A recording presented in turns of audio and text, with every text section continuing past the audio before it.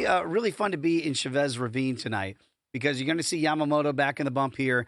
Opening day starter for the Dodgers. They're going to take on Arizona. They're the reigning defendings, 2-time over now, trying to make it 3 in a row. We haven't seen this since the Yankees did it with a 3-peat back in the 90s, Jensen. That's where we begin another edition of the Daily Diamond. And with L.A., Jensen, I mean, nothing slowing them down. You want to wait 5,000 to win 100 on making the postseason? That's where the number begins. I remember first team in a quarter century, too, to repeat as World Series champions. You are astute in mentioning those 98 to 2000 Yankees.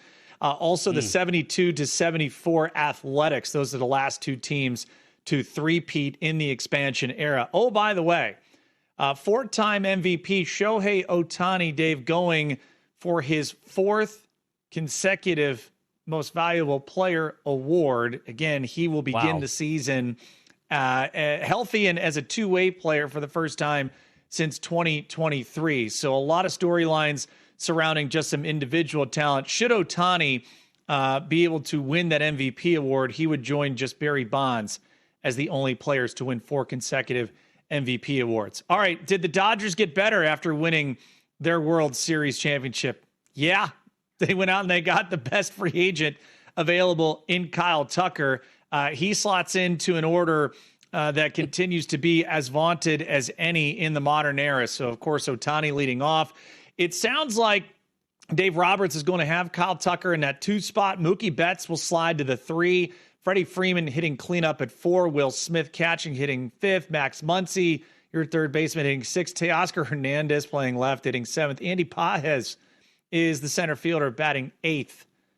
That's your top 8. And then go ahead and do whatever you want to do at second base.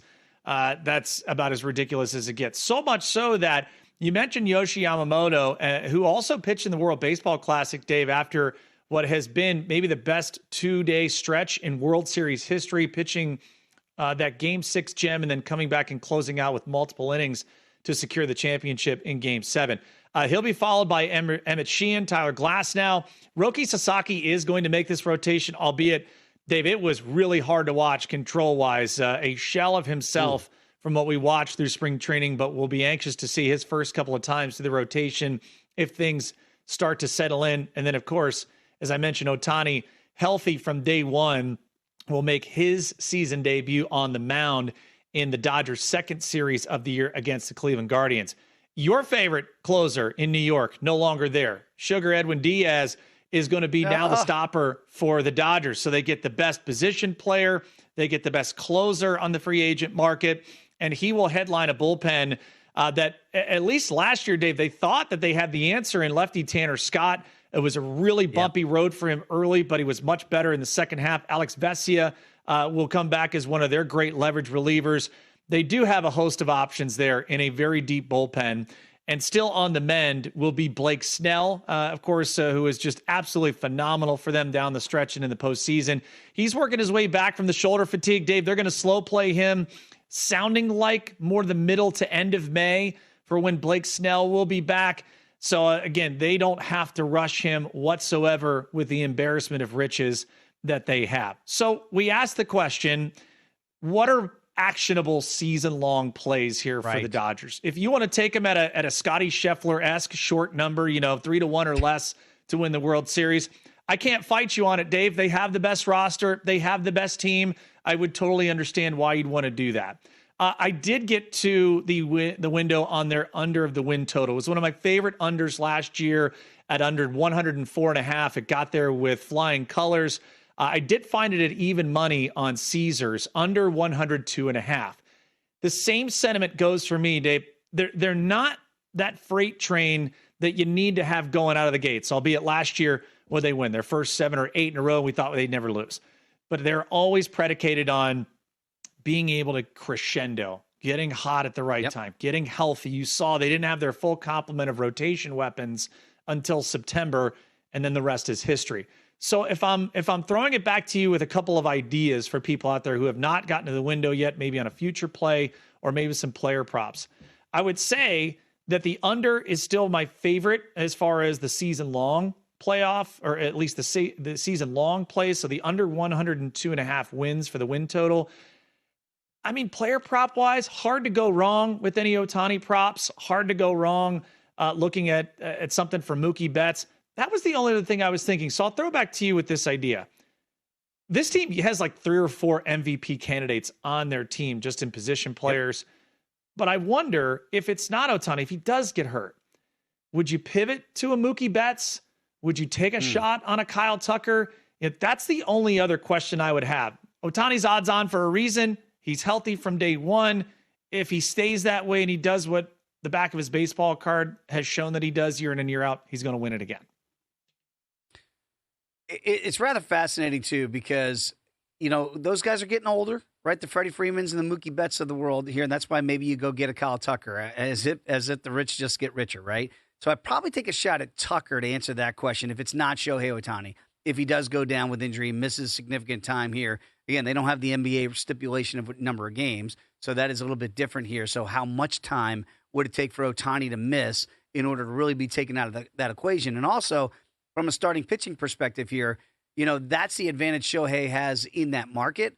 And Jensen, I wonder at some point, would there be an infatuation of the voters if Shohei doesn't miss time and he makes 20-plus starts? Would they be more apt as a voter to go, oh, you think we have voter fatigue on MVP? Well, we're just getting started on Cy Young.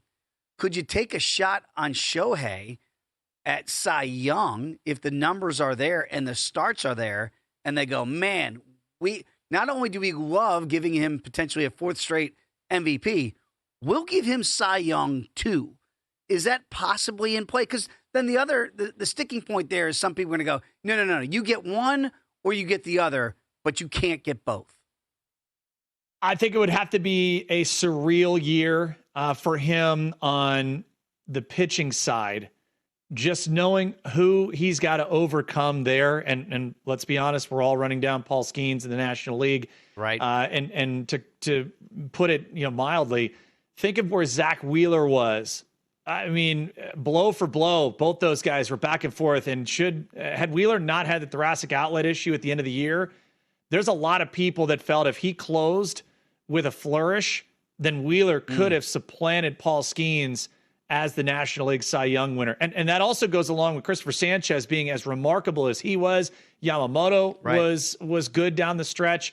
So I would say at 30-1 for Ohtani for the National League Cy Young, you're banking on he makes 30 starts.